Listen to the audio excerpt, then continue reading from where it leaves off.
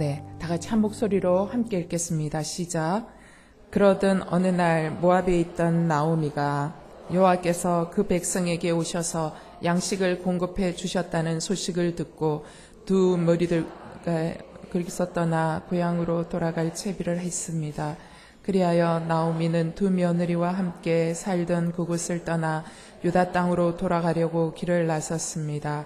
그때 나오미가 두 며느리에게 말했습니다. 너희도 각각 너희 친정으로 돌아가거라.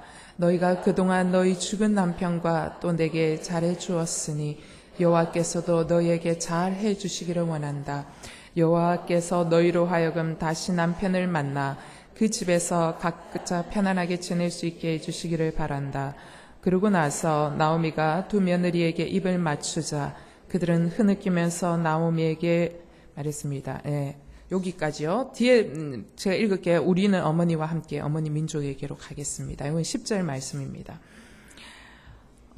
제가 지난 주부터 그 룻기 말씀을 시작합니다. 지난 주 말씀은 흉년든 인생에 대해서 이야기를 했고요. 오늘 말씀은 돌아가는 인생, 유턴하는 인생에 대해서 말씀을 나누고 싶습니다. 여러분, 우리 인생 가운데 우리 인생은 고통의 연속입니다. 끊임없이 고통과 고난이 썰물과 밀물처럼 반복되게 우리 가운데 옵니다.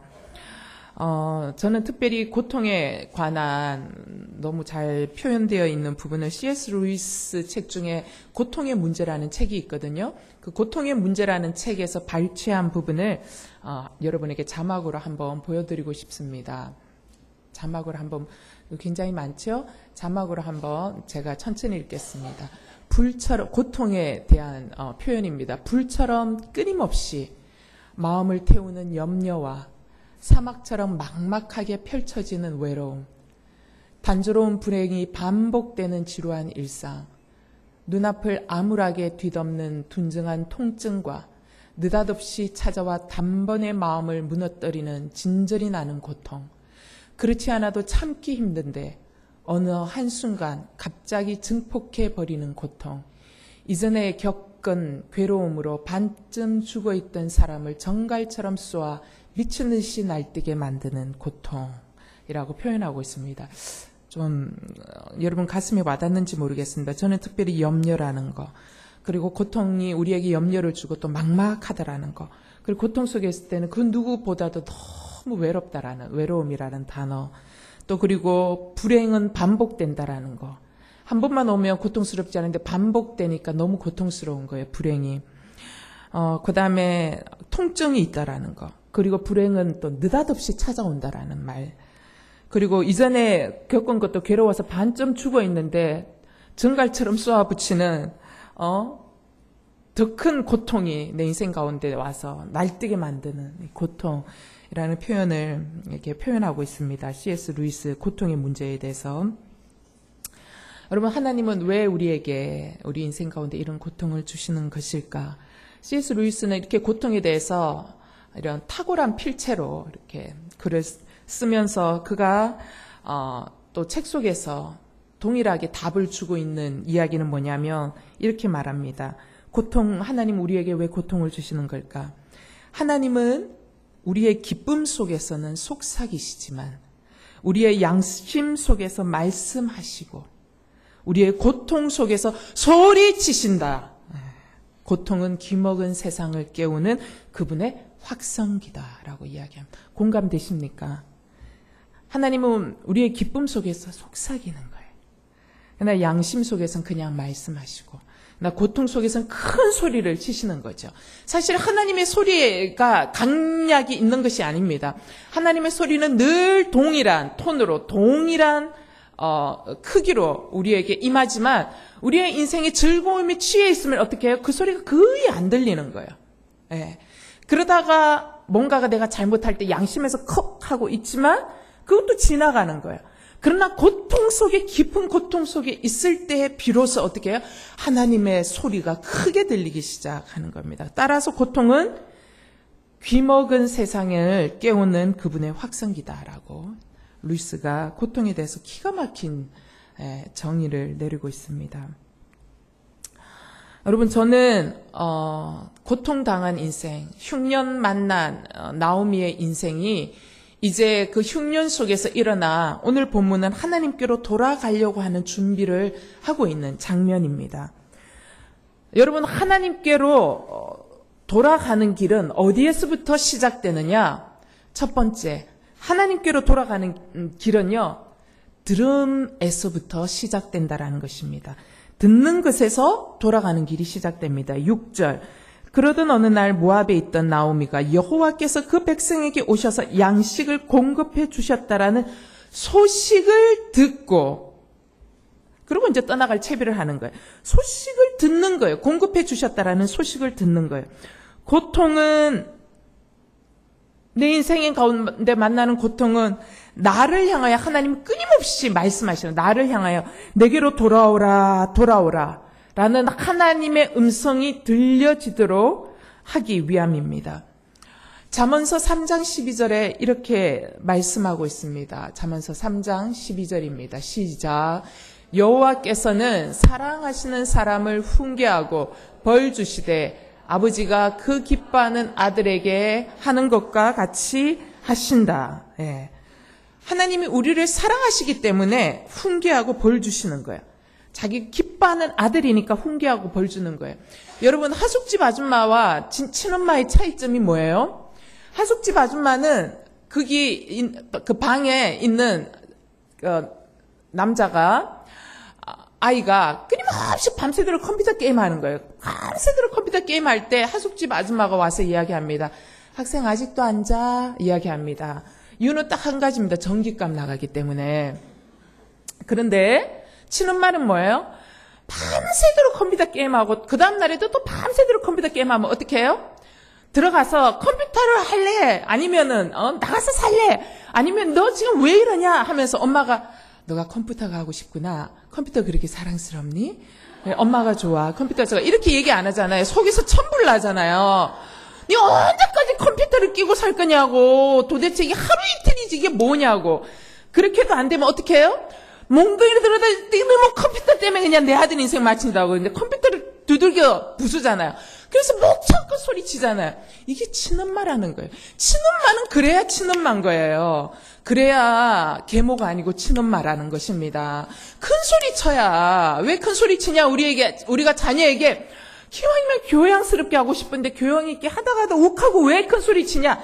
친엄마라서 하숙집 아줌마가 아니고 친엄마라서 그렇다라는 것입니다. 여러분, 하나님이 우리에게 교양 있게 말씀하시죠. 교양 있게 이야기하는데 들어먹어야 말이죠. 우리가 안 듣거든요. 그러니까 하나님이 고통을 통해서 때로는 우리를 때리시면서까지 뭐예요? 바른 길로 가도록. 왜냐하면 그 길로 가면 죽는 길이니까 온전한 길로 가도록 큰 소리로 우리에게 말씀하고 계신다라는 것입니다. 시편 119편 67절 또한 71절 이어서 읽겠습니다. 시작. 내가 고난을 받기 전에는 방황했는데 이제는 주의 말씀을 지킵니다. 내가 71절 내가 고난을 받는 것이 내게는 잘된 일입니다. 이는 내가 주의 율례를 배우게 되기 때문입니다. 여러분, 고난 받기 전에는 방황했는데 이제는 주의 말씀을 지킨대. 고난을 당하고 난 뒤. 그리고 나서 뭐예요? 고난 받는 게, 그러고 나서 보니까 고난 받는 게 너무 잘된 일이에요. 왜? 내가 주의 율례를 배우게 되기 때문이라고 이야기합니다. 예레미야 29장 11절에서 14절 말씀입니다. 시작. 여호와의 말이다.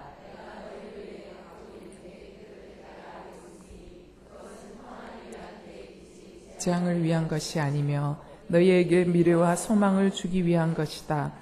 그러면 너희가 나를 부르고 와서 내게 기도할 것이고 나는 너희 말을 들을 것이다. 너희가 너희의 온 마음으로 나를 찾을 때 너희가 나를 찾고 나를 발견할 것이다. 여호와의 말이다. 내가 너희에게 발견될 것이다. 그리고 내가 너희의 포로 상태를 돌이킬 것이다. 내가 너희를 추방했던 모든 곳들과 모든 민족들로부터 너희를 모을 것이다. 그리고 내가 너희를 포로로 끌려가게 했던 그곳으로 다시 데려올 것이다. 여호와의 말이다. 아멘. 여러분, 이스라엘 백성들이 하나님께 징계를 받아서 바벨론 포로로 끌려갔습니다. 근데 포로로 끌려간 것이 재앙이 아니고 진짜 희망을 주고 싶어서 그렇게 하실 수밖에 없었다라는 거예요. 끌려가고 난 뒤에 그들이 뭐 했어요? 드디어 그전에는 찾지도 않는 하나님을 찾기 시작했습니다. 찾으니까 어떻게 해요? 난 너무 이 표현이 너무 좋아요. 너희가 나를 찾을 때 나를 발견하게 될 것이다. 하나님이 발견되어진다라는 거예요. 여러분, 하나님은 그전에도 계셨어요. 근데 어떻게 해요? 내가 발견하려고 하질 않았던 거예요. 하나님을 찾으려고 하지 않았던 거예요. 그러니까 하나님을 만날 수가 없었던 거예요. 근데 고통이 오고 재앙 가운데 있으니까 어떻게 해요? 하나님을 찾게 되는 거예요. 찾으려고 하다 보니까 하나님 너무 쉽게 발견되어지는 거예요. 하나님 발견되어지는 분이라는 것입니다. 여러분, 고난을 통해서 하나님은 우리에게 발견되어지기를 소망하시는 분이십니다. 고통을 통해 하나님을 찾게 되고 그때 하나님이 우리에게 발견되어집니다. 나오미에게 놀라운 사건이 생겼습니다. 나오미가 고통을 통하여 하나님을 발견하기 시작했습니다. 여러분, 고통을 통하여 드디어 나오미의 귀가 열리기 시작했습니다. 약속의 땅, 유다 땅 베들레헴에서도 들리지 않았던 하나님의 말씀이 지금 이방인의 땅, 모압의 땅에서 하나님의 말씀이 들리는 은혜가 나오미에게 임한 것입니다. 여러분, 좀 더 일찍 깨달았으면 참 좋았을 텐데, 안타깝게도 여러분, 나오미가 말씀을 들을 수 있는 귀가 그녀가 인생의 가장 바닥에 내려갔을 때, 엄청난 고난의 시간이 흐른 후에 모든 것을 잃어버려서야 그제서야 들을 수 있게 됐다라는 것입니다. 여러분, 모압 땅에 가서 먼저 자신의 남편을 잃어버렸을 때도 들리지 않았던 말씀, 그리고 좀 있다가 사랑하던 첫째 아들을 잃어버리고 나서도 그때도 들리지 않았던 말씀, 그런데 딱 하나 이제 마지막에 남아있던 둘째 아들마저 잃어버리고 이제는 뭐예요? 과부 3명만 이렇게 달랑 남은 상태에서야 하나님의 말씀을 들을 수 있는 귀가 열렸다라는 것입니다. 여러분, 그럼에도 불구하고 이게 은혜인 줄 믿습니다. 그럼에도 불구하고 인생의 끝자락에서라도 하나님의 말씀이 들렸다라는 것은 이건 감사의 제목이고 축복인 줄 믿습니다. 여러분, 이전에 베들레헴을 떠나올 때만 해도 들리지 않던 말씀이 이전에는 관심도 없었던 말씀, 하나님께서는 언제나 자기의 백성을 돌보신다라는 말씀은 하나의 캐치프레이즈였지 나오미에게는 하나도 클릭되는 문구가 아니었던 거예요. 하나도 클릭되는 말씀이 아니었다. 나와는 상관없는 말씀이었던 거예요. 그러니까 어떻게 해요? 그러한 자기 백성을 돌보신다는 말씀이 있었지만 그 말씀을 믿지 않고 어떻게 해요? 자기 그냥 모압 땅으로 가는 거예요. 그런데 이제는 모압 땅에서 모든 것을 잃고 나니까 하나님께서 자기 백성을 도우셔서 양식을 공급하여 주셨다라는 소식이 귀가 열리기 시작하는 거예요. 여러분, 저는 이 본문 말씀을 묵상하면서 한 가지 상상을 해봤습니다. 어떤 상상을 해봤냐면, 과연 나오미가 베들레헴 유다 땅에 하나님이 당신의 백성을 권고하사 그 땅 가운데 양식을 주셨다라는 소식이 언제부터 들렸을까 상상을 해본 거예요. 첫째 남편 죽었을 때 들렸을까? 그때는 어쩌면 계속 흉년 들었을 수도 있겠다. 근데 첫째 아들이 죽었을 때 그때 어쩌면 그런 소식이 들리기 시작했을 수도 있겠다. 그런데도 여러분, 둘째 아들이 살아있을 때 베들레헴 땅에 양식이 이제 있다더라. 하나님 권고해 주셨다더라. 거기도 이제 먹고 살만하다더라라는 소식을 들었지만 나오미는 그 소식이 귀에 들리지 않는 거예요. 왜? 그래도 뭐예요? 아직까지 둘째 아들이 살아있는 거예요. 둘째 아들이 살아있으니까 이 아들하고 같이 기왕에 떠나온 이민 온 모압 땅, 그리고 거기에서 모압 여인 2 며느리를 구해서 했는데 어떻게 또 돌아올 수 있겠어요? 그래도 그냥 그나마 그래도 여기서 민기적대고 살아야지. 여기도 뭐 그냥 아직은 살만하니까 그랬었지 않았을까라는 상상을 해봤습니다. 여러분, 둘째 아들이 생존했을 때 이러한 소식이 들렸을 때 나오미는 그때도 이 소식이 귀에 들리지 않았을 것이다. 근데 둘째 아들마저 떠나가고 난 이후에야 그제서야 이 말씀이 그녀의 귀에 절박하게 붙들어야 하는 말씀으로 들렸다라는 것입니다. 여러분, 그래서 고통은 하나님의 확성기라는 것입니다. 나오미는 모든 것을 잃고 나니 하나님이 당신의 백성을 돌보았다는 소식이 귀에 들리기 시작했습니다. 고통은 하나님의 말씀이 들리도록 만드는 신비한 능력이 있습니다.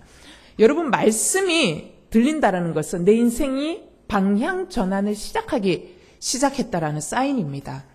내 인생의 유턴이 시작되었다는 것을 의미합니다. 나오미의 인생이 드디어 말씀에 근거한 매우 중요한 결정이 시작된 것입니다. 6절에 나오미는 말씀이 들리기 시작하자 시간을 지체하지 않고 어떻게 해요?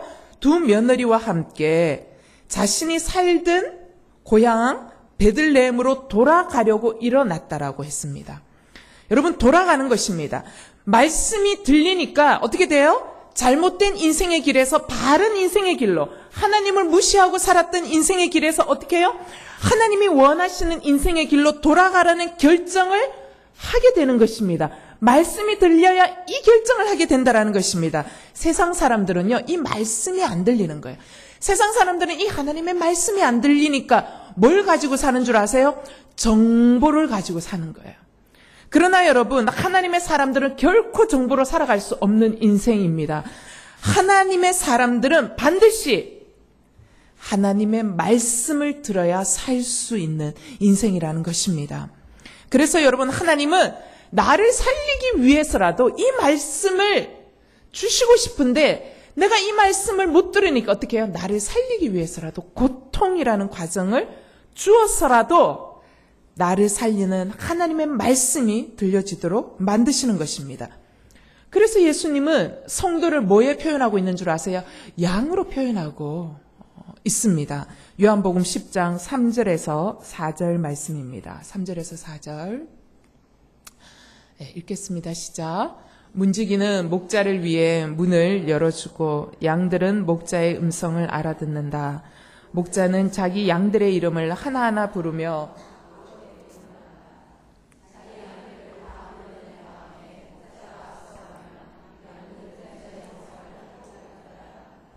여러분 아시죠? 양들은 눈이 굉장히 심각한 약시입니다. 약시. 그래서 2m 저 바로 앞에 있는 것도 흐려서 사물이 보이지 않는 그 동물이에요. 그러다 보니까 양들은 뭐가 발달하냐면 청력. 그러니까 모든 신경을 이 청력에다가 두는 거예요. 그래서 자기를 먹이고 자기를 인도하고 하는 목자 음성 있잖아요. 목자 음성이 자기의 생존이 걸렸다라는 걸 압니다. 그래서 다른 사람이 제가 얼마나 목소리가 좋습니까? 근데 제가 와서 양들 들어가자 해도 양들은 안 들어요. 왜냐하면 자기 목자 음성을 구별하거든요. 그의 모든 귀는 자기의 생존이 달려있는 자기의 목자 음성만 집중합니다. 눈이 전혀 보이지 않기 때문에 물체를 파악할 수 없기 때문에 목자의 음성을 듣고 가면 언제나 안전한 길이라는 것을 체험을 통해서 배웠기 때문에 목자의 음성만을 듣고 갑니다. 따라서 여러분, 양들은 보는 것으로 사는 것이 아니라 듣는 것으로 살아가는 존재입니다. 근데 재밌는 것은 예수님이 우리로 하여금 뭐라고 표현하냐면 양이다라고 표현하고 있다. 이 말은 뭐라는 의미예요? 너희의 눈을 믿지 말라는 거예요. 우리의 눈은 심각한 약시라는 거예요. 너희가 하루 앞을 내다볼 수 있느냐? 하루 앞도 내다보지 못하는 인생이 어찌 1년 뒤, 2년 뒤를 계획할 수 있겠냐라는 것입니다. 여러분, 우리는 하루 앞도 알지 못하는 엄마입니다. 하루 앞도 알지 못하는 내가, 여러분, 하루 앞이라도 알았으면 지금의 남편을 만났겠습니까? 그죠? 하루 앞도 알지 못하는 내가 어떻게 내 자녀 인생을 좌지우지할 수 있겠냐라는 것입니다. 그래서 예수님은 우리에게 뭐라고 이야기합니까? 너희는 심각한 약시다. 따라서 눈에 보이는 것을 따라가면 사고 난다. 눈에 보이는 것을 따라가는 존재가 아니라 너희는 뭐예요? 나의 말씀을 듣고 살아가야지만이 살아갈 수 있는 존재다라고 말씀하신다라는 것입니다. 여러분, 우리는 무엇을 듣는 존재입니까? 하나님의 말씀을 듣는 존재인 것입니다. 그래서 사도 바울은 로마서 10장에서 여러분 늘 자주 듣지 않습니까? 믿음은 들음에서 나고 들음은 그리스도의 말씀으로 말미암느니라 라고 선포하고 있고요. 또한 예수님도 뭐라고 말씀하십니까? 그래서 들을 귀 있는 자들은 들어라. 들을 귀 있는 자가 복이 있다. 라고 하셨던 것입니다. 여러분, 우리는 세상 사람들처럼 눈에 보이는 것을 향해서 나아가는 것이 아니라 하나님의 음성을 듣고 나아갈 때 승리하게 될 줄 믿습니다. 나오미가 하나님의 음성을 듣고 유턴하여 나아가기 시작했을 때 하락하던 인생이 다시 어떻게 해요? 상승하는 인생으로 바뀌기 시작했다는 것입니다. 두 번째, 흉년된 인생에서 이제는 하나님께로 돌아가야 하거든요. 그럼 하나님께로 돌아가는 길은 어떻게 해야 시작될 수 있는가? 두 번째, 좌절을 통해 하나님께로 돌아가는 길이 시작된다는 것입니다. 7절, 그리하여 나오미는 두 며느리와 함께 살던 그곳을 떠나 유다 땅으로 돌아가려고 길을 나섰습니다. 여러분, 하나님께 돌아가는 길은 눈이 감길 때 보입니다. 어떤 눈이 감겨야 합니까? 세상을 향하여 빠르게 돌아가는 눈, 약삭 빠른 눈, 속이는 눈, 이익을 위해 살살 그리는 눈. 여러분, 이런 눈이 감길 때 하나님께로 돌아가는 눈이 열리기 시작하는 것입니다. 여러분, 하나님을 향한 비전의 길은 이런 세상을 향한 눈이 좌절되어야지만이 하나님을 향한 비전의 눈이 뜨이기 시작한다라는 사실입니다. 나오미는 하나님께서 주신 약속의 땅을 떠나서 자신의 가족들이 먹을 것과 입을 것과 살아갈 거리를 얻을 수만 있다면 뭐예요? 우상을 섬기는 땅이건 말건 무슨 상관이야. 내 자신 먹일 수 있고 입힐 수 있고 살아갈 수 있으면 거기가 장땡이지. 그죠? 그래서 우상을 섬기는 이방 땅 모압이어도 괜찮다라는 심정으로 이주했습니다. 여러분, 나오미는 뭘 봤어요? 나오미는 오직 세상이 안주하려는 안정거리를 봤습니다. 그리고 안정적인 미래라는 세상적인 안목으로 모압 땅을 선택하여 갔습니다. 그런데 나오미가 안정을 바랬던 그곳에서 나오미는 뭘 경험했어요? 가장 큰 흉년과 가장 큰 궁핍과 가장 큰 불안과 암울한 미래만을 얻게 되었다라는 것입니다. 여러분, 나오미가 꿈꾸었던 세상적인 비전, 그 세상적인 비전이 한순간에 팍 하고 사라져 버렸습니다. 모든 세상적인 비전이 확 하고 사라지자 어떻게 됐어요? 나오미는 이전에 보지 못했던 하나님의 비전을 보게 됩니다. 그러면서 나오미가 깨닫게 됩니까? 뭐예요? 그랬구나. 내가 있어야 할 곳은 모압 땅이 아니었어. 내가 있어야 할 곳은 유다 땅 베들레헴이었구나. 내가 이것을 망각한 채 어리석은 것을 추구했구나. 하나님의 비전은 유다 땅에 있구나라는 사실을 깨닫게 되었다라는 것입니다. 여러분, 사도행전 16장에 보면 바울이 마게도냐 환상을 보는 장면이 나옵니다. 사도행전 16장 6절에서 10절까지 말씀을 읽겠습니다. 시작. 성령께서 아시아 지방에 바울과 그 일행은 부르기아와 갈라디아 지방을 거쳐 무시아 지방 가까이 이르러 비두니아로 들어가려 했습니다. 그러나 예수의 영이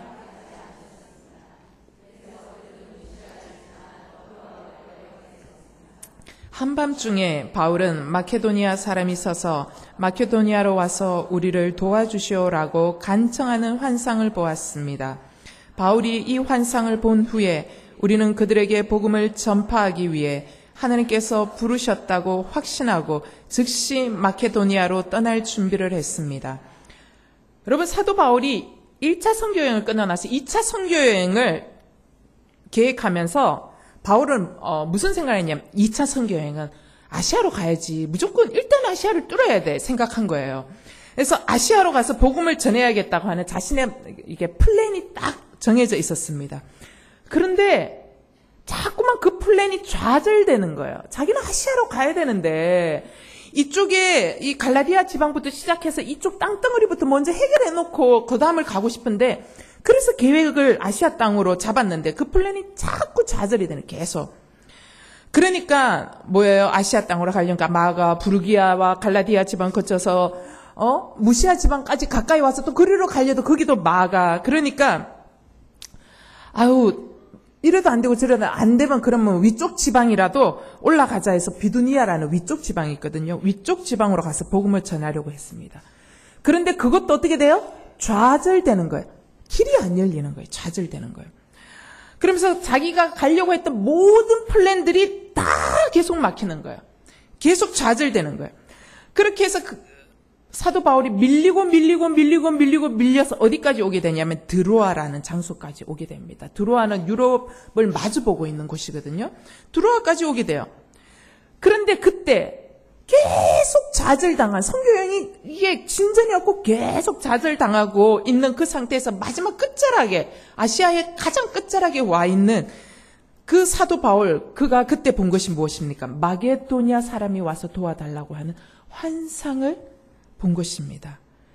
사도 바울은 환상을 통해 그때서야 비로소 깨닫습니다. 아, 하나님의 계획은 아시아가 아니었구나. 하나님의 계획은 유럽이었구나. 그래서 바울은 환상을 보고 그 길로 바로 유럽으로 건너가서 사람들을 전도하는 도구가 되었습니다. 여러분, 우리 역시 마찬가지입니다. 하나님께서 우리에게 환상, 비전을 보여주시고 싶어 하십니다. 그런데 비전을 보여주시고 싶어 하시는데 하나님 우리에게 비전을 주실 수가 없는 거예요. 왜냐하면 우리가 매일 내 생각에 집착해 있기 때문에, 그리고 내 계획에 집착해 있기 때문에, 내 감정에 집착한 눈만 뜨고 있기 때문에 하나님이 우리에게 하나님의 비전을 주실 수가 없는 거예요. 여러분, 세상을 향한 눈이 감겨야 신령한 눈이 열려집니다. 그런 의미에서 하나님이 부르시는 길, 그리고 하나님이 보여주시는 길이 보이려면 눈이 감겨야 합니다. 여러분, 사람에 대해서도 감겨야 합니다. 돈에 대해서도 감겨야 합니다. 상처에 대해서도 감겨야 합니다. 여러분, 하나님 앞에서 좌절한다라는 것은 세상에 대해 눈 감게 만드는 하나님의 뜻이 있다라는 것을 기억하십시오. 여러분, 하나님 앞에서 계속적으로 좌절한다라는 것은 우리에게 내 눈으로 보는 것보다 더 큰 비전을 하나님이 갖고 계신다라는 것을 기억하실 수 있어야 합니다.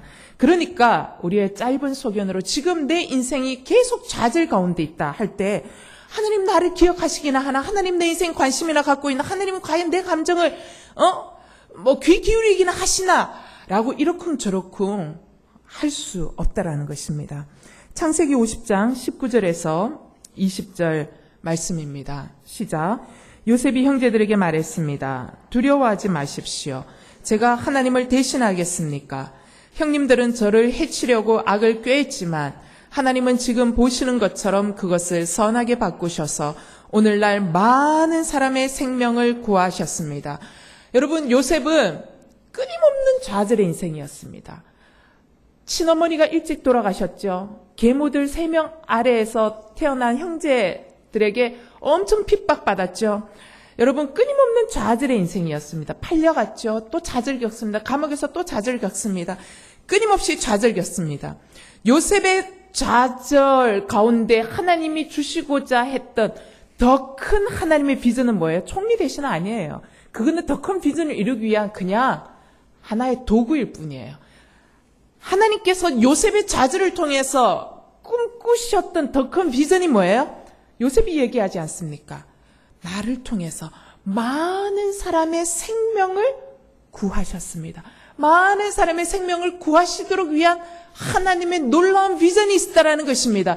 요셉의 좌절을 통해서 이스라엘이라는 민족을 생명을 보존하시기 위한 하나님의 비전이 있다라는 것입니다. 여러분, 내 인생에 세상적인 꿈이 좌절되어야지만이 진짜 꿈, real dream, real vision, 이런 게 내 인생 가운데 임하게 되는 줄로 믿습니다. 그래서 여러분, 세상을 향한 눈이 한쪽만 감겨서는 안 됩니다.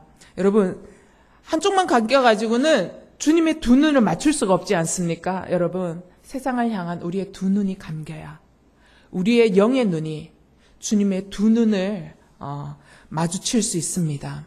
육신의 정욕, 안목의 정욕, 이생의 자랑 같은 세상의 두 눈이 감기고 좌절될 때 우리는 비로소 주님의 비전을 향하여 두 눈을 맞출 수 있다는 것입니다. 세 번째, 흉년된 인생에서 하나님께로 돌아가는 길, 어떻게 해야 갈 수 있느냐. 세 번째, 관계 정리를 통해서 돌아가는 길이 시작됩니다. 8절, 9절 읽겠습니다. 시작. 그때 나오미가 두 며느리에게 말했습니다. 너희도 각각 너희 친정으로 돌아가거라. 너희가 그동안 너희 죽은 남편과 또 내게 잘해 주었으니 여호와께서도 너희에게 잘해 주시기를 원한다. 여호와께서 너희로 하여금 다시 남편을 만나 그 집에서 각자 편안하게 지낼 수 있게 해주시기를 바란다. 그리고 나서 나오미가 두 며느리에게 입을 맞추자 그들은 흐느끼면서 나오미에게 말했습니다. 우리는 어머니와 함께 어머니의 민족에게로 가겠습니다. 여러분, 관계 정리를 통해서 하나님께로 돌아가는 길이 시작됩니다. 제가 여기에서 말하는 관계 정리에 대해서 오해하시지 않게 되기를 위해서 제가 좀 부연 설명을 드리겠습니다. 제가 표현한 관계 정리는요, 하나님 없이 내 마음대로, 내 소견에 옳은 대로 행할 때 나와 만났던 모든 사람들이 있을 겁니다. 그리고 현재 나와 연결된 모든 사람들과의 관계를 끊으라는 말이 절대로 아닙니다. 제가 지금 말하는 관계 정리는 무엇을 이야기하냐면 이전에 내가 하나님과 상관없이 결정하고 행동했기 때문에 내 소견에 옳은 대로 행동했기 때문에 나 때문에 피해보고 고통받았던 사람들과의 관계를 바르게 정돈해야 한다는 것을 의미하고 있습니다. 여러분, 나오미는 그동안 하나님과 상관없이 살아왔던 자신의 삶에 대해서 이제는 하나님을 향한 삶으로 유턴하여 돌아가려고 합니다. 여러분, 이것을 신학적 용어로 뭐라고 얘기하냐? 회개라고 이야기합니다. 여러분, 회개는 이전에 죄된 생활에서 하나님께로 돌아서는 것을 말합니다. 그런데 그냥 돌았으면 안 됩니다. 회개에는 반드시 이전에 내가 해왔던 죄들로 말미암아 고통받았던 사람들을 향한 회개도 포함되어 있기 때문이라는 것입니다. 여러분, 나오미는 자신이 그동안 하나님을 무시하고 살아왔습니다. 하나님의 말씀도 알았지만 그거 전혀 개의치 않았어요. 나오미는 어떤 삶을 살았어요? 사사기와 똑같은 삶을 살았어요. 내 소견에 옳은 대로 행한 거예요. 하나님의 말씀은, 하나님의 뜻은 여기 있지만 내가 지금 당장 잘 먹고 잘 살려면 기꺼이 버리고 갈 수 있는 삶. 그러니까 내 소견에 옳은 대로 결정해서 나아갔더니 어떻게 해요? 자기의 그 죄된 결정으로 말미암아 두 명의 며느리, 모압 땅에서 태어난 아리따운 두 명의 여인이 졸지에 어떻게 돼요? 남편 잃은 과부 신세가 된 거예요. 누구 죄 때문이에요? 두 명의 모압 여인은 죄가 아니에요. 누구의 죄로부터 시작된 거예요? 나오미의 죄로부터 시작된 거예요. 과부 신세가 되도록 한 거예요. 이제 자신은 고난으로 인하여 하나님의 음성을 듣기 시작했고 하나님을 향한 길은 발견했지만 이 발견이 있기까지 두 명의 며느리가 비극을 맞이해야 했다라는 것입니다. 따라서 나오미는 하나님께로 돌아가기 위해 뭘 해야 하냐? 이제 두 며느리가 당하게 된 비참한 현실에 대해서 가슴 아픈 마음으로 자신의 잘못과 어리석음을 솔직하게 말하고 있는 것입니다. 그리고 정말 며느리들이 좋은 사람을 만나서 잘 살아주기를 축복해주고 있는 것입니다. 여러분, 나오미가 자신의 그 잘못에 대해서 그 며느리들을 아프게 했던 부분에 대해서 우리가 다음 주에 말씀을 또 있겠지만 제가 이제 읽겠습니다. 여기 보면 12절, 13절, 내 딸들아 집으로 돌아가기라. 나는 너무 늙어 내 새 남편을 들이지도 못한다. 만약 오늘 밤 내게 남편이 생겨 아들을 낳는다고 해도 그 아이들이 자랄 때까지 너희가 기다리겠느냐? 너희가 그런 것을 바라고 재혼하지 않고 있겠느냐? 아니다. 내 딸들아, 여호와의 손이 나를 치셨으므로 내가 너희를 생각하면 정말 마음이 아프다. 뭐예요? 나오미가 이야기하는 내 죄 때문에, 내 죄 때문에 하나님 나를 치셨는데, 내 죄 때문에 나와 연결되어 있는 너희가 고통받고 있구나 라고 이제 자기 죄라고 솔직하게 고백하는 거예요. 여러분, 하나님께로 돌아가는 길은 매우 쉽습니다. 매우 단순합니다. 그 길은 누구에게나 언제든지 활짝 열려 있습니다. 요한일서 1장 9절 읽겠습니다. 요한일서 1장 9절 시작. 만일 우리가 우리의 죄를 자백하면 하나님은 신실하고 의로우신 분이시므로 우리 죄를 용서하시고 모든 불의에서 우리를 깨끗하게 해 주실 것입니다. 아멘. 여러분, 예수님은 우리가 우리의 죄를 고백할 때 어떻게 우리를 깨끗해 주시고 깨끗하게 하고 단번에 용서해 주십니다. 은혜입니다. 그러나 여러분, 하나님은 우리에게 그렇게 하십니다. 그러나 우리는 이것을 한 방향만 가지고 생각해서는 안 된다는 것입니다. 가장 중요한, 하나님께서 나를 용서했으니 이제 끝이다, I am free, 이거 아니라는 것입니다. 그 사람은, 나는 이제 하나님 내게 용서했으니 모든 게 관계 끝? 그 사람은 회개가 무엇인지 알지도 못하는 사람이고 아직까지도 회개하지 않은 자라는 것입니다. 제가 예전에도 여러분과 잠깐 나눴지만 또 새롭게 온 자매들이 있어서 제가 다시 좀 나누려고 합니다. 밀양이라는 영화입니다. 밀양이라는 영화. 밀양이라는 영화 정말 좋은 영화잖아요. 근데 이제 크리스찬들이 그걸 보고 나면 굉장히 찝찝해해요. 근데 이제 그 감독은 그 결론을 짓지 않았어요. 결론은 우리 모두 각자가 메시지를 받는 겁니다. 그게 보면 교통사고로 남편을 잃은 시내라는 여자가 나옵니다. 시내라는 여자가 남편을 잃고 자기 아들 준이, 단 하나밖에 없는 외아들 준이와 함께 어디로 내려가냐면 남편 고향인 밀양을 살려고 내려갑니다. 그래서 새롭게 삶을 시작하려고 합니다. 근데 그곳에서 그 시내에게 하나 남은 너무나 사랑스러운 아들마저 어떻게 돼요? 유괴되어 살해당합니다. 엄마는 세상이 무너져 내리는 것 같은 큰 슬픔을 경험합니다. 그리고 그 살해자도 잡힙니다. 이런 고통 때문에 이 고통 속에서 이 여자가 괴로워하다가 어떻게 해요? 교회를 나오기 시작합니다. 여기까지는 너무 좋아요. 교회를 나오기 시작해서 예수를 알게 됩니다. 조금씩 예수를 알게 돼요.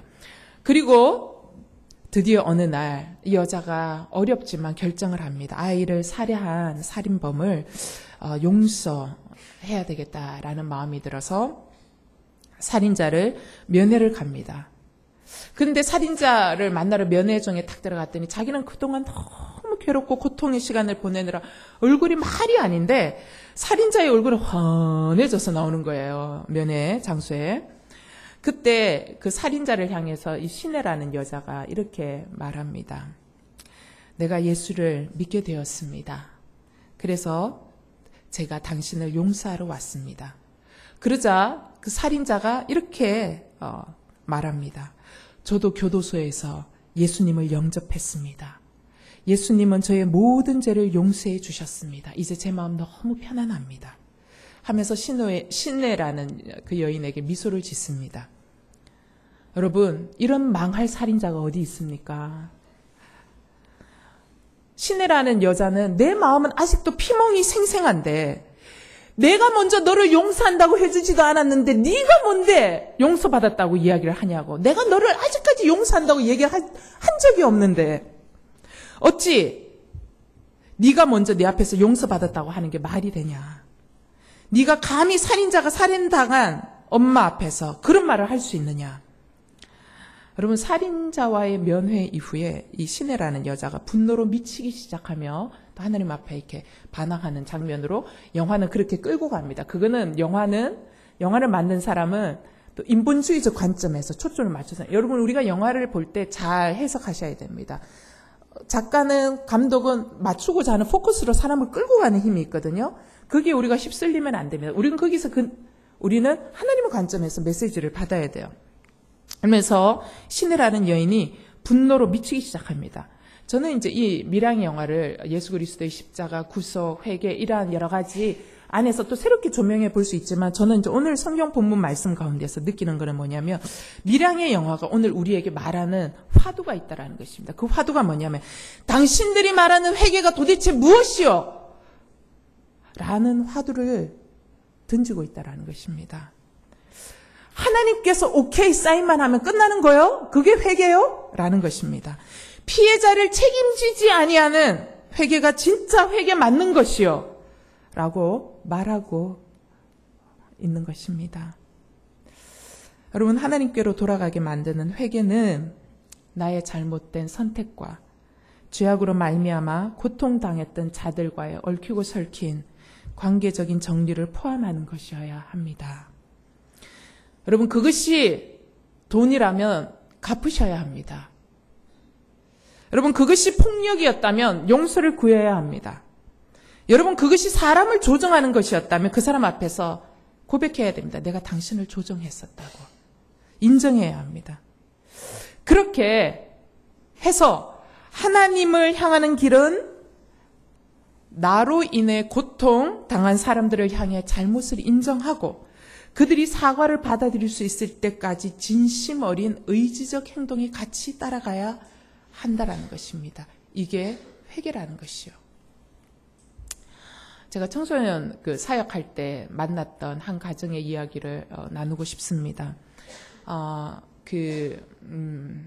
아버지는 잘 나가는 대기업의 간부였습니다. 대기업의 간부였는데 한참 잘 나갈 때 대기업의 간부였는데 그 아버지가 뭘 했냐면 돈 벌어서 맨날 강남 룸살롱 가서 돈을 물 쓰듯이 쓰는 거예요.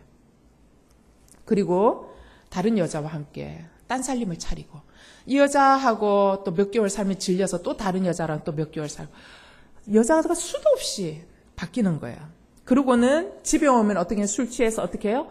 애들 다 끌어들이고 아내 끌어들여서 아내를 그냥 무차별 폭력을 해서 아내 이빨이 다 나갑니다. 다 나가서 내가 그 자매를 만났는데 이거 의치로 다 끼운 거 있잖아요. 그래서 그렇게 있어요. 그래서 자녀들과 아내가 남편의 이 폭력으로 지옥 같은 삶을 사는 거예요. 근데 이 남자가 잘 나가던 회사에서 잘립니다.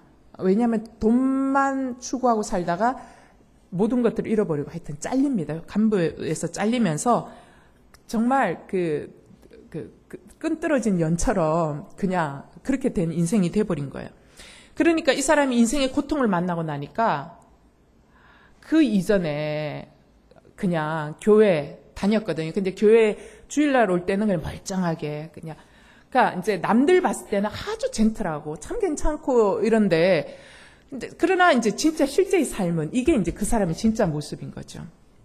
근데 이 사람이 진짜 고통을 당하고 나서 인생에 이 위기를 당하고 나서 자기가 너무 물쏟듯이 있었기 때문에 모아둔 재산도 없고 이제 있던 집을 담보 잡아서 생활을 해야 되는 이 시점이 온 거예요. 그러면서 이 사람이 진짜 예수를 찾기 시작했습니다. 예수를 찾다가 진짜 복음을 만났어요. 이 남자가. 내가 이 사람을 알거든요. 있는 복음을 만났어요. 복음을 만나니까 너무 기쁘잖아요. 기쁘고 회개하게 됐어요. 근데 그냥 거기서 그친 것이 아니라 자기가 예수를 만나고 복음을 알고 나니까 자기가 살아왔던 인생 뒤돌아보니까 한 30년의 인생이 정말 그분이 말하면 개같이 살아왔더라는 거예요. 사람인데 개처럼 살아왔다라는 거예요. 그러면서 자기가 아내와 자녀들에게 자신의 잘못을 구체적으로 용서를 구하면서 무릎을 꿇고 내가 이러이러한 잘못을 해서 너무나도 깊은 상처를 줬다고 자녀들 앞에서도 무릎을 꿇고 나를 용서해 줄 수 있겠냐고 이렇게 이야기를 했습니다. 근데 여러분, 첫째 아들은 이미 중3까지 넘어간 사춘기가 이미 지나가고 있기 때문에 아빠와의 관계에서 골이 깊어질 대로 깊어져서 아빠가 무릎 꿇고 하는 그러한 용서에 대해서 전혀 눈도 하나 깜짝하지 않는 거예요. 그러니까 이게 회복이 안 되는 게 회복이. 근데 이제 그 아들은 무슨 생각을 하냐면 그런 거지. 아빠가 그래 봤자지 뭐 늘 해왔던 대로 옛날에 술 먹고 그러고 나서 또 애들 다 안에 누워있고 아이들 집안 다 완전히 다 갈아엎어지면 제정신 들면 미안하다 하는 거랑 똑같겠지 뭐 이렇게 생각한 거예요. 관계 회복이 안 돼요. 근데 둘째 아들은 초등학생이어서 둘째 아들은 그래도 순진해서 아빠가 그러니까 울면서 용서한다고 아빠 내가 용서해 하면서 이제 껴안고 이제 그랬대요. 근데 아내도 남편이 자기에게 와서 무릎 꿇고 용서하는데 이제 그 아내 말로는 자기의 마음이 너무 냉담해지더라는 거예요. 똑같이 행동할 거면서 뭘. 이제 그런 생각에서 남편에 대해서 굉장히 냉담했더라는 거예요. 근데 훌륭한 것은 그 사람이 자신의 유턴을 포기하지 않았다라는 것입니다. 그러면서 자기가 자녀들과 아내들에게 좋은 아빠, 좋은 남편이 되고 싶어서 끊임없이 노력하는 거예요. 여러분, 사람이 과거에 해왔던 습관을 한꺼번에 버리기가 어렵습니다. 이 남자가 이렇게 할 수밖에 없었던 것은 그 아버지가 폭력 아버지였고 술주정뱅이였고 그 아버지가 뭐예요? 바람 피우는 사람이었기 때문에 그냥 그대로 받으면서 그대로 담게 된 거죠. 이제 그러면서 이제 자기가 달라져 가는 것들을 보여주기 위해서 부단히 애썼습니다. 부단히 애쓰면 좀 돌았어야 되는데 가족들이 그래도 여전히 냉담하니까 이 이제 남자가 가다가 이제 화도 나는 거야. 내가 이 정도 했으면 좀 뭐라도 좀 해줘야 되는데 너무 냉담하다라는 거죠. 그럼에도 불구하고 가다가 화내고 포기하려고 할 때도 있었지만 다시 마음을 잡고 자기가 가족들의 마음을 돌이키기까지 자기가 30년을 고통을 줬는데 내가 이까 3년, 더 나아가 6년, 그까 10년을 못하겠냐라는 생각으로 이제 계속 마음을 다잡습니다. 그렇게 한 게 지금 아마 제가 청소년 사역할 때가 지금 지나왔어요. 한 10년 정도 지난 것 같아요. 지났는데 가끔 거기 아내 되는 자매에게 전화가 와요. 그럼 내가 자녀들은 어떻게 지내냐, 그럼 남편은 어떻게 지내냐 묻거든요. 그러면 이제 지금 어떻게 되냐, 첫 아들은 장성했어요. 첫 아들은 장성하고 대학교 가는 걸 포기하고 집이 너무 어려워서 돈을 버는 거예요. 그럼 둘째 아들은 어떻게 되냐, 둘째 아들은 명문대로 진학했어요. 명문대로 진학해서 첫 아들이 둘째 아들 등록금을 대주는 거예요. 동생. 가정이 매우 가난해요. 그리고 남편도 아주 밑바닥부터 열심히 돈 버는 거예요. 아내도 열심히 돈 버는 거예요. 그래도 돈이 없어요. 왜? 빚이 너무 산더미처럼 많았기 때문에 나가는 게 다 이자로 나가니까. 그래도 포기하지 않고. 그래도 그 아내가 가끔씩 울면서 전화가 와요. 절망스럽다고. 그래서 제가 이야기해, 그 남편이 돌아온 것만 봐도 기적이 아니냐고. 그렇게 사람이 바뀌기가 쉽지 않은데 분명히 기적은 일어날 거라고 이야기하거든요. 여러분, 가정은 여전히 매우 가난하지만 그 가정이 무너지지 않고 진짜 가정의 모습을 회복해내고야 말았다라는 것입니다. 여러분, 이게 하나님께로 돌아가는 진짜 회개라는 것입니다. 고난과 고통을 통하여 유턴한 인생, 그러나 홀로 결단하고 나 몰라라 하는 것이 아니라 이전의 죄로 넘어지고 상처난 가족을 부둥켜 안고 살피며 가는 인생. 여러분, 하나님은 치셨으나 싸매어 주시는 분이십니다. 고치시기 위해서 수술하시고 고치시기 위해서 상처를 자르시지만 그래도 썩지 않고 새살이 돋도록 하시는 분이십니다. 따라서 여러분, 결론은 하나님께로 돌아가는 인생은 언제나 소망이 있다라는 사실입니다. 고난을 통하여 우리에게 말씀하시는 하나님의 음성을 들을 수만 있다면, 고난을 통하여 하나님을 진짜 만날 수만 있다면, 고난을 통하여 죄의 길에서 유턴하여 다시 돌아가려는 시도를 할 수만 있다면 고난은 축복입니다. 여러분, 이런 고난은 반드시 우리 삶 가운데 일어나야 될 줄 믿습니다. 너희는 여호와의 선하심을 맛보아 알지어다. 여러분, 선하심을 맛보아 알기 위해서는 평소에 잘 나갈 때는 하나님이 선하신지 어떤지 몰라요. 고통 가운데 있을 때 하나님의 선하심을 비로소 우리가 그 맛을 알게 된다는 것입니다. 고난을 통하여 하나님께로 돌아가는 길을 알게 될 때, 고난을 통하여 하나님이 펼쳐주시는 비전을 보게 될 때 우리는 이전에 알지 못했던 하나님의 일하심, 하나님의 선하심, 하나님의 인도하심, 하나님의 능력 많으심을 경험하게 되는 놀라운 축복이 임하게 될 줄 믿습니다. 찬양 하나 하고 기도합시다.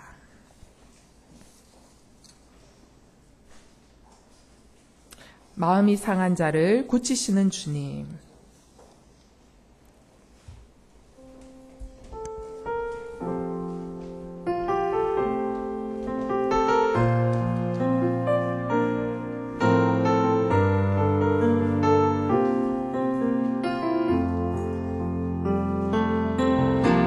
마음이 상한 자를 고치시는 주님, 하늘의 아버지 날 주관하소서.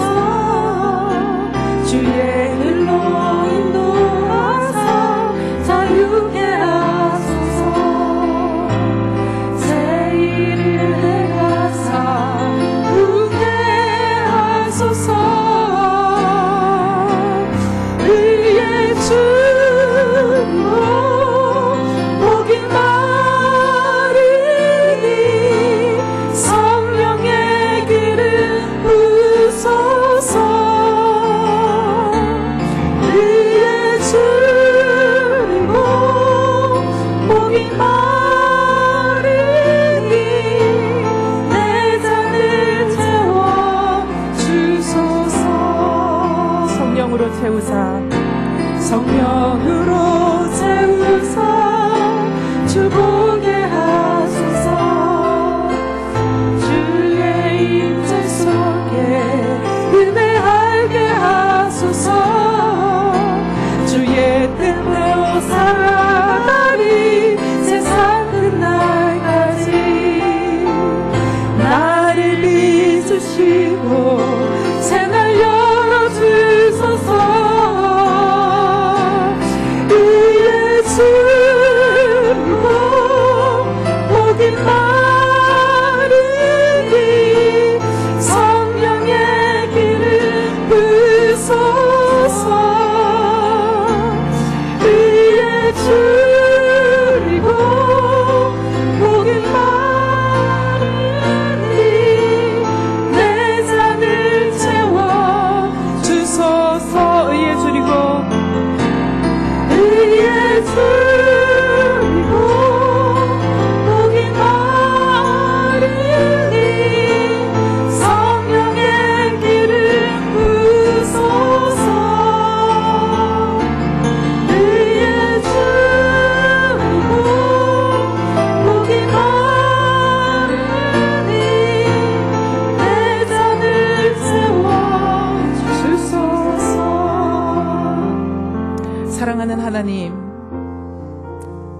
그 이전에 하나님께서 말씀하셔도 전혀 듣지 않았던 나, 그리하여 하나님 나라에 대하여 목마르고 하나님의 정의에 대해서 목마른 인생이 아니라 이생의 정욕과 이생의 자랑과 안목의 정욕, 하나님 세상을 향하여 목말랐던 내 인생, 하나님 아버지 그리하여 그리로 갔다가 하나님 인생의 흉년을 만나 모든 것을 잃어버린 인생이 저의 인생입니다. 하나님 이 시간에 다시 회복하고 싶습니다. 하나님 나라와 의에 줄이고 목마른 인생으로 회복되고 싶습니다. 하나님의 말씀이 그리운 인생으로 회복되고 싶습니다. 하나님의 말씀을 사모하는 인생으로 회복되고 싶습니다. 하나님의 말씀을 들을 수 있는 귀로 회복되어지게 하여 주시옵소서. 이렇게 기도하시겠습니다. 하나님 아버지, 주님, 나오미의 인생이 어쩌면 나의 인생과도 닮아있는 줄도 모르겠습니다. 하나님, 나오미의 인생은 이성용색에 머물러 있는 인생이 아니라 하나님, 우리의 삶과 너무나도 판마개와 같은 인생입니다.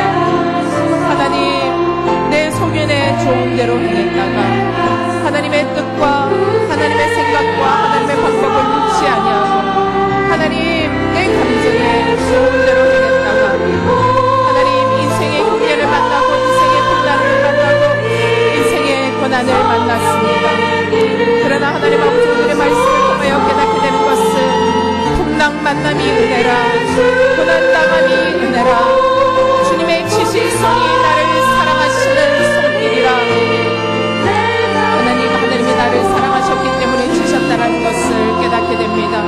하나님은 나오미 가정을 향한 꿈이 있었습니다.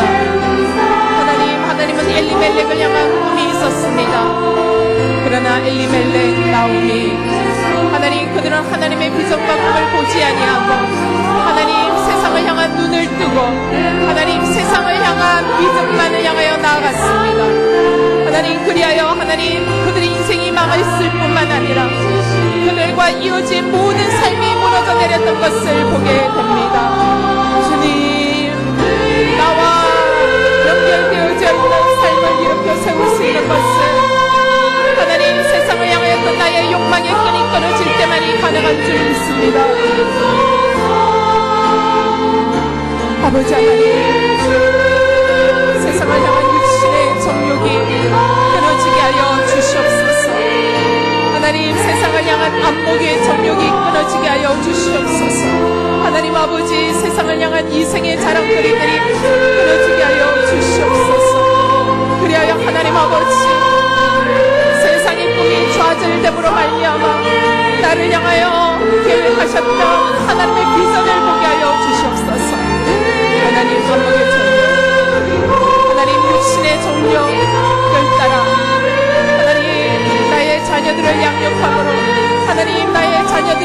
병들었음을 고백합니다. 하나님 세상의 자랑거리를 따라 하나님 나의 자녀들을 돌아세우고 하나님 우리의 자녀가 병들었던 것을 고백합니다. 하나님 이 세상의 자랑거리를 취하고 싶어서 주님 우리의 남편 또한 하나님 아버지 나와 관계된 자들을 돌아세우고 하나님 아버지 그리하여 인생의 흉년을 만났음을 고백합니다. 아바 아버지 내가 붙들고 있는 것이 무엇인지 보게 하여 주시옵소서. 하나님 아버지 내가 뜨고 있는 눈은 세상의 눈입니까? 아니면 하나님을 바라보고 있는 눈입니까? 살펴보게 하여 주시옵소서. 주님 여전히 아직까지도 내가 깨닫지 못하고 있다면 주님 저에게 고난을 통하여 말씀하여 주시옵소서. 하나님 고난을 통하여 하나님 말씀이 들리고 고난을 통하여 하나님의 선하심을 맛보 알고 고난을 통하여 하나님의 비전이 무엇인지 아버지 하나님 발견되어지고 고난을 통하여 하나님 내 인생을 향하여 하나님의 꿈이 해석되어질 수 있다면 하나님 이것만큼 큰 축복과 은혜가 어디 있겠습니까?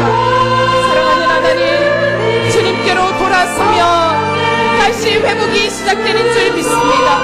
주님 모든 것을 잃어버렸지만 하나님 나오미가 모든 것을 잃어버렸습니다. 하나님 가진 것이 없습니다. 하나님 그 인생은 나오미에서 마라로 바뀌어버렸습니다. 그의 인생이 숯불 나는 인생입니다. 하나님 그의 가슴이 올 때는 술물이 올라옵니다. 주님 아버지 하나님 우리가 모든 것을 잃어버렸습니다. 주여 모든 것을 잃어버렸을 때 하나님 내가 있어야 할 자리가 아닌 다른 곳에 계속 붙들고 연연하며 있지 않게 하여 주십시오. 내 인생의 풍랑을 만나 모든 것을 잃어버린 그 자리에서 훌훌 털게 하여 주시옵소서. 그리고 깨닫게 하여 주시옵소서. 아 이곳은 내가 있어야 할 자리가 아니구나. 하나님 아버지 내가 있어야 할 자리는 하나님의 비전이 있어야 하는 곳에 있어야 하는데 내가 이곳에 있었구나. 하나님 아버지 하나님의 비전이 있는 땅으로 나아갈 수 있도록 하나님의 말씀이 들려질 때에 하나님의 뜻이 깨달아질 때에 하나님 급히 일어나 돌아가게 하여 주시옵소서.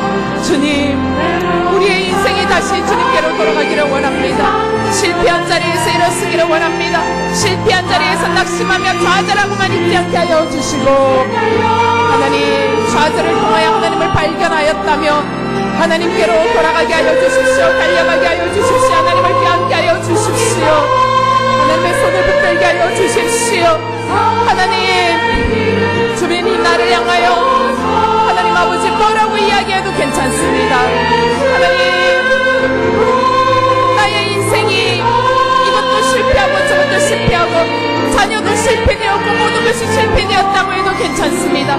하나님 사람이 많이 나를 살리는 것이 아니라 주님 하나님께로 돌아가는 것 하나님을 바라보는 것 실패의 자리에서 하나님을 사모하게 되는 것 실패의 자리에서 하나님을 간절히 찾는 것 실패의 자리에서 여호와의 이름을 구하는 것 내가 하나님을 찾고 찾으니 하나님께서 찾아주시는 것 하나님 아버지 하나님께서 찾아줘 주시는 것 하나님 아버지 주님이 찾아줬다면 하나님 그것은 재앙이 아니라 소망인 줄 믿습니다. 하나님이 만나셨다면 그것은 재앙이 아니라 은혜인 줄 믿습니다.